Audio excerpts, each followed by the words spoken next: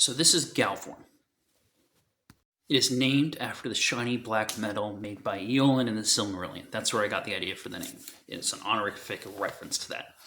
Or at least it's close. The color is off in this picture. Galvorn is a black Thalmian blade forged by Narcidian Cathari.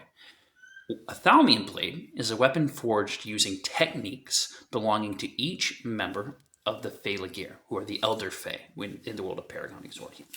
That includes humans, elves, orcs, dwarves, and sometimes a race called the Eolin, who are also known as moon elves, which may or may not exist. So, the blade is supposed to be black, and the reason it's black is because the iron used to forge it came from the blood of 1,000 different magical beings. Congratulations, you now know more about the sword than its wielder does in the book. There's even more to it, but that's the most I can say without really spoiling things. And the reason I'm telling you all this is because I, with some help, am going to make Galvorn. Now, if I had the resources, I'd just hire a blacksmith for a fully functional one. But as yet, I don't have a spare 10K or enough of a following to raise that on Kickstarter to get the sword forged in a full, glorious swordery, for lack of a better word. So I'll be using a different method.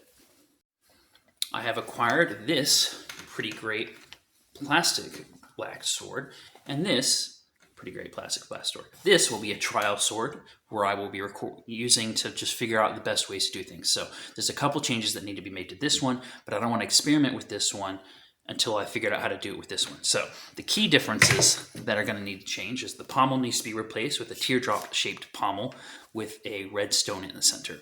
Then we need to curve the crossguard here slightly, and we need to remove all these symbols from it here and here and replace them with accurate symbols to the design from the picture I posted or I put up here, and make those symbols in silver.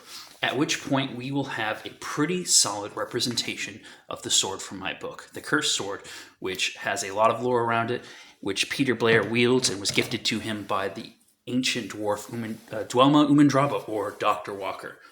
The sword in which, when he kills with it, he has dreams of a strange being called Jadis.